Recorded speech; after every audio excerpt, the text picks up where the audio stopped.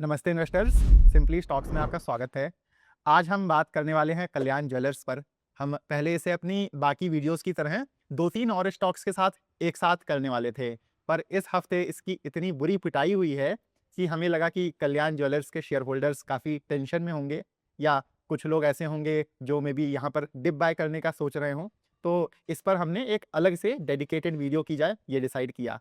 तो आज के वीडियो में हम कल्याण ज्वेलर्स के जो रीसेंट मार्च क्वार्टर के रिजल्ट्स आए हैं, कौन कॉल में क्या हुआ था या क्या कहा गया था, आगे को लेकर मैनेजमेंट का क्या आउटलुक है, और फिर ये जो पूरा सीन हुआ है कि पहले मोदी जी आके बोले कि गोल्ड मत खरीदो और फिर सरकार ने इंपोर्ट ड्यूटी लगा दी। तो हम इन सब चीज़ों पर आज चर्चा कर रहे होंगे। अब चलिए बिना कोई देरी किए फटाफट से तुरंत शुरू करते हैं।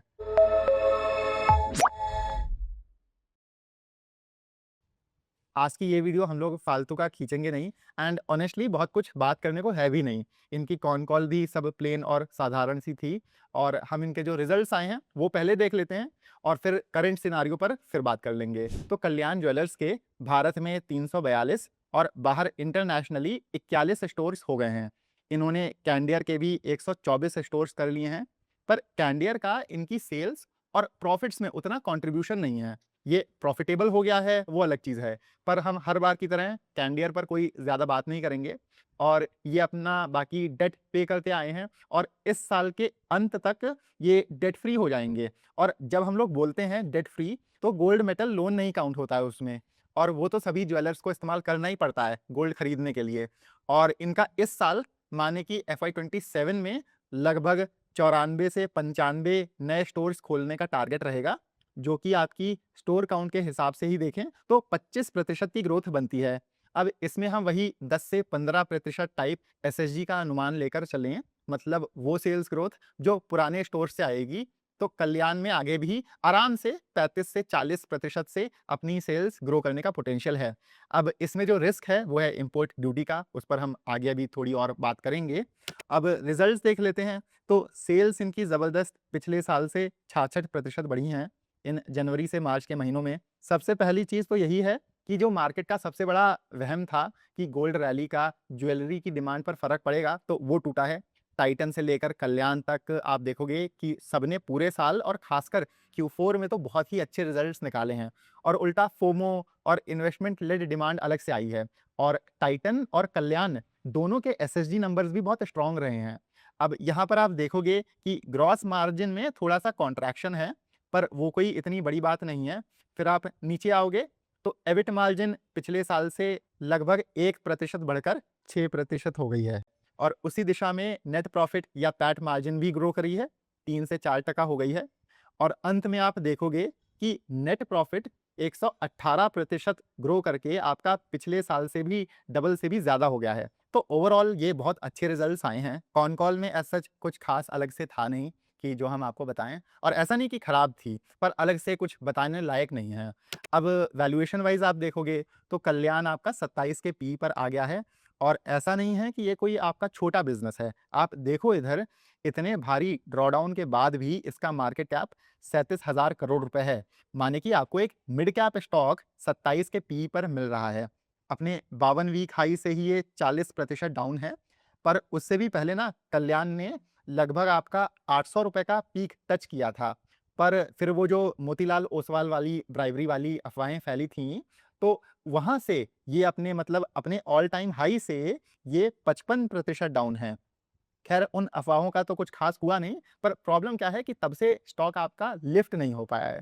अब खैर करेक्शन जो होना था वो हो चुका है, तो उस पर हम लोग क्या ही बात करें। अब इंग्लिश में ना एक इडियम है कि एलिफेंट इन द रूम, तो उसको एड्रेस करते हैं, वो बहुत मेन है। मतलब मोदी जी ने जो अपील करी है सोना ना खरीदने की, और फिर 2 दिन बाद जो इम्पोर्ट ड्यूटी लगा दी गई, जिससे सोना 9 से 10% लगभग महँगा हो गया है। अब हम लोग उस पर बात कर लेते हैं। तो इसका कितना इम्पैक्ट पड़ेगा या पड़ सकता है, उसके लिए ना हम लोग बहुत बेसिक असम्पशन्स लेंगे, और हम एम्फसाइज करेंगे असम्पशन्स शब्द पर, क्योंकि आप समझो कि एक्चुअल में डिमांड पर कितना प्रेशर आएगा वो वक्त बताएगा। हम लोगों को डिसीजन जो लेना है वो आज की अनसर्टेनिटी में लेना है। तो अब देखिए, हमारा ऐसा मानना है कि सोना भारत में एज अ स्टेटस सिंबल देखा जाता है, ठीक है? आप भी एग्री करोगे। शादियों में कितनी इंपॉर्टेंस रहती है, वो आपको पता होगा। और फिर एज अ सेविंग्स टूल और एज एन इन्वेस्टमेंट टूल भी है वो। तो हमारे कल्चर में, हमारे ट्रेडिशन में गोल्ड का बहुत ज़्यादा महत्व है। तो अब हम आपसे पूछें कि मान लेते हैं कि आपके घर में शादी होने वाली है, तो जस्ट बिकॉज़ सोना अचानक से 9 से 10% लगभग महँगा हो गया है, तो क्या आप नहीं खरीदोगे? या आप मान लो कि आप लोग लड़के वाले हो और दुल्हन को आप कंगन देने वाले थे, पर अब क्या आप सबको जाके बोलते फिरोगे कि हमने सोना ना देने का डिसाइड किया है क्योंकि मोदी जी बोले मत खरीदो। और फिर इसके अलावा ज्वेलर्स गोल्ड स्कीम से लेकर ओल्ड गोल्ड एक्सचेंज प्रोग्राम भी चलाते हैं। वो ऑलरेडी कस्टमर्स ऑप्ट कर रहे थे बिकॉज़ सोना इतना रैली कर गया था। तो उसके ज़रिए भी आपके कस्टमर्स आते रहेंगे, वो भी एक चीज़ है। तो ये एक काउंटर हो गया आपका। अब इसमें दूसरी चीज़ क्या है कि ज्वेलरी डिमांड आपकी 2-3 तरह की होती है। एक होती है आपकी इम्पल्स बाइंग या डेली वेयर के लिए। माने कि गल्ले में मान लो आपका प्रॉफ़िट ज़्यादा हो गया या आपको अपनी मैडम को या बेटे या बेटी को अचानक से गिफ्ट देने का मन हुआ, तो आप जाके कोई आइटम परचेज़ कर लिए। इसमें बायर डेली का रेट नहीं चेक करता है, तो इम्पोर्ट ड्यूटी का इतना फ़र्क नहीं पड़ेगा। फिर दूसरी डिमांड होती है वेडिंग के लिए। इधर क्या सीन है कि ये डिमांड आपकी प्रीपोन या पोस्टपोन हो जाती है। मतलब अगर आज सोना ज़्यादा गिर गया, तो जो आप सोच रहे थे ना कि 2 महीने बाद आप सोना लोगे जाके, आपका मन बन जाएगा और आप पैसा अरेंज करके उसे आज ही लोगे बिकॉज़ इतना वो करेक्ट हो गया है। या फिर जैसे ये इम्पोर्ट ड्यूटी आ गई, तो शायद आप ये सोचकर चलो कि मे बी 1 महीना देखते हैं, 2 महीना देखते हैं, क्या पता गोल्ड ही आपका 5% टाइप गिर जाए। पर अगर आपके घर में शादी है इस साल, तो आपका बजट प्लान्ड रहेगा और आपकी वहाँ पर ना डेडलाइन भी तय है। तो आज नहीं तो कल आप लोगे, तो वहाँ पर ये चीज़ लागू हो जाती है कि भले डिमांड इधर-उधर शिफ्ट हो जाएगी, पर आएगी ज़रूर। और फिर तीसरी है आपकी इन्वेस्टमेंट लेड डिमांड। पर तीनों केसेज़ में आप एक चीज़ समझो कि जो इंसान फिज़िकल गोल्ड लेता है, वो उसको कभी सेल करेगा, ये उसके दिमाग में भी ख़्याल नहीं आता है। तो टिपिकल माइंडसेट क्या रहता है? आप भी एग्री करोगे कि टिपिकल माइंडसेट रहता है कि सोना लेकर रख लेना है। रिटर्न, आरओआई तो 3, 4, 5 साल बाद कोई इंसान देखता है। और एक्चुअल में कई लोग तो इतना सोचते भी नहीं हैं। वो क्या है ना कि लेकर बस आगे बढ़ना है, तो ऐसे माइंडसेट चलता है। और ऐसे में माइंडसेट क्या आता है दूसरा कि जब वो चीज़ लॉन्ग टर्म के लिए ही है, तो ये जो 10% एक्स्ट्रा कॉस्ट है, ये तो मेरी एवरेज ही हो जाएगी ओवर टाइम। प्लस अगर मान लेते हैं कि अगले कुछ महीनों में सोना करेक्ट हो जाए, तो हम लोग ऐसे सोचेंगे कि चलो मोदी जी ने 10% टैक्स लगाया और सोना 5% करेक्ट हो गया। तो ऐसे में मुझे तो 5% ही ज़्यादा देना पड़ा ना। या उल्टा आप ऐसे सोचो कि अगर सोना बाय चांस ऊपर जाने लगे, तो लोग फोमो में लेंगे जाके कि भाड़ में जाए 10% टैक्स, उतना तो लॉन्ग टर्म में निकल आएगा रिटर्न। और 10% बचाने के चक्कर में ऐसा ना हो कि सोना 20% ऊपर भाग जाए। तो मोटा-माटम हमारा पॉइंट यहाँ पर है कि आप समझो कि सोना ना भारतीयों का स्टॉक मार्केट है, करोड़ों भारतीयों का सोना स्टॉक मार्केट है। 10% ऊपर चला गया, तो लोग सोना लेना बंद नहीं कर देंगे। पर मार्केट तो कल्याण को ऐसे ट्रीट कर रहा है कि इसकी इस साल मतलब एकदम ज़ीरो सेल आएगी, मतलब एकदम शून्य। ज़्यादा से ज़्यादा आप सोचो कि क्या होगा कि कल्याण ज्वेलर्स के इस साल सेल्स और प्रॉफिट्स ना ग्रो करें। मतलब पिछले साल जितने ही रहेंगे। अगर ये भी as a worst case scenario आप लेकर चलो, तब भी करंटली 27 का पीई वैल्यूएशन इतना ज़्यादा अट्रैक्टिव है इस मिड कैप बिज़नेस के लिए।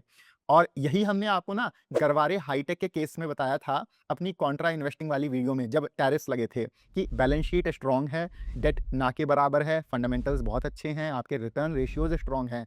तो आप ऐसे सोचो कि अगर ये पूरा साल भी वॉर रहती है और वो 1 साल की अनसर्टेनिटी रहती है इस बिज़नेस को लेकर, पर ये वो कल्याण ये अनसर्टेनिटी आराम से पार कर ले जाएगा। और वैसे भी इन्वेस्ट तो आप लॉन्ग टर्म के लिए ही कर रहे हो ना।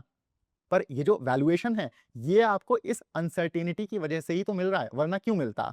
और लास्टली 15% इम्पोर्ट ड्यूटी जो टोटल अगर हम लोग लें, वो कोई नई चीज़ नहीं है। जब पिछले साल बजट में ड्यूटी कट हुई थी, उससे भी पहले 15% ही टोटल टैरिफ्स थे, तब भी लोग खरीद रहे थे सोना।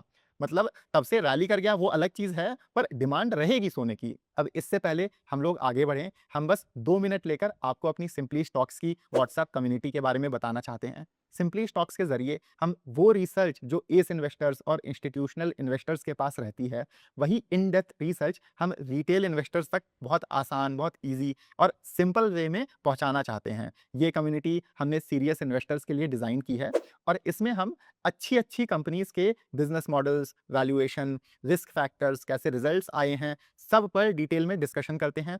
इसके अलावा हम समय-समय पर अलग-अलग सेक्टर्स पर वेबिनार्स और वर्कशॉप्स भी करते हैं, जो कम्युनिटी मेंबर्स के लिए एकदम फ्री होते हैं। यहाँ हम अपना पोर्टफोलियो भी शेयर करते हैं और वन ऑन वन आपके सारे डाउट्स भी क्लियर करते हैं। पर याद रहे, ये एक पेड कम्युनिटी है और इसमें 2 प्लान्स हैं, ₹6000 का 6 महीने के लिए और ₹10,000 का साल भर के लिए।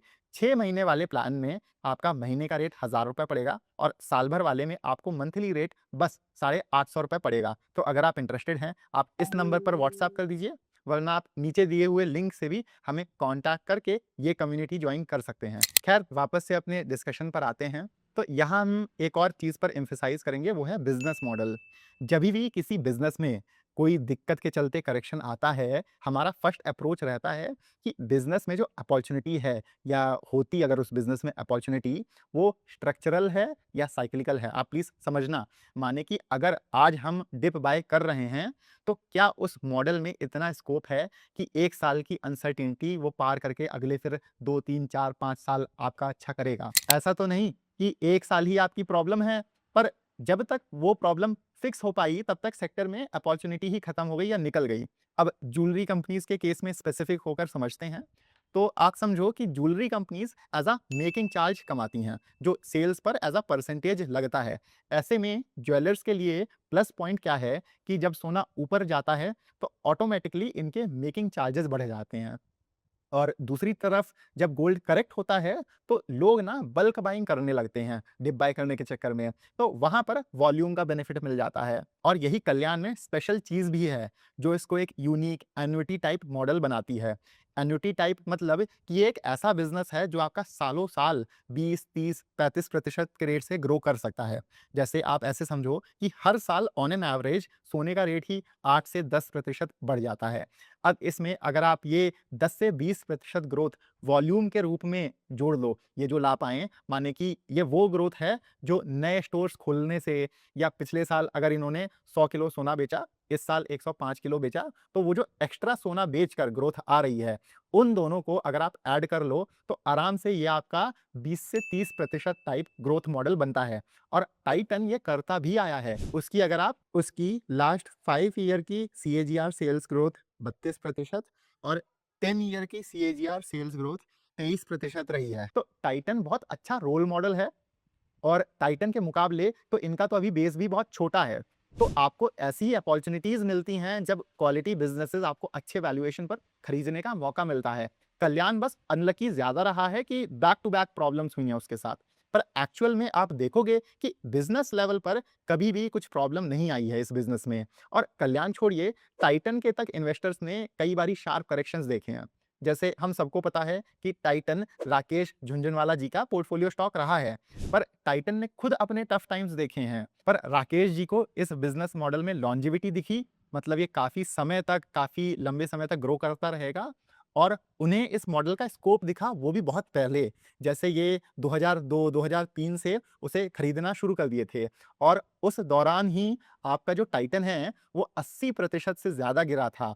उसको रिकवर करने में लगभग आपका 4 साल का समय लग गया था। फिर 2010 के पास भी ऐसे ही गोल्ड और सिल्वर करेक्ट हुए थे और फाइनेंशियल क्राइसिस के बाद टाइटन में भी हमें करेक्शन देखने को मिला था और एक्चुअली ना गवर्नमेंट ने उस समय भी ऐसा नोटिफिकेशन निकाला था, आई थिंक पी चिदम्बरम ने ऐसा बोला था कि थोड़ा गोल्ड पर इम्पोर्ट कम किए जाएँ या गोल्ड की जो खरीद है, उसको इंडियन जनता कम करे। और फिर आपका क्या हुआ, उसके बाद भी हमें जब कोविड आया, वहाँ पर 45 से 50% की फॉल देखने को मिली थी।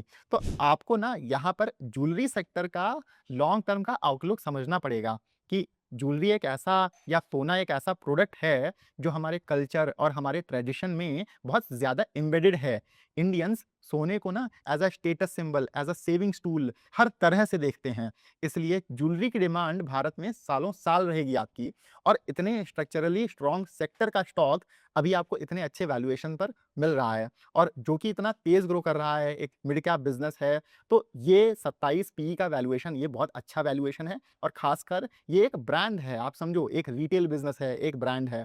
और ऐसा भी नहीं है कि साइक्लिकल बिजनेस है, स्ट्रक्चरली स्ट्रॉन्ग सेक्टर से है और आपका सालों साल ग्रो करता रहेगा। बाकी अगर आपको ये वीडियो पसंद आया है तो इसे आप लाइक करके हमारे चैनल को सब्सक्राइब ज़रूर करिएगा। आप हमें अपनी लाइक्स और इस चैनल को सब्सक्राइब करके सपोर्ट करोगे तो हम आपके लिए ऐसे और वीडियोस ला पाएंगे, एंड वक्त पर ला पाएंगे। बाकी मिलते हैं हम आपसे अगले वीडियो में। Happy investing.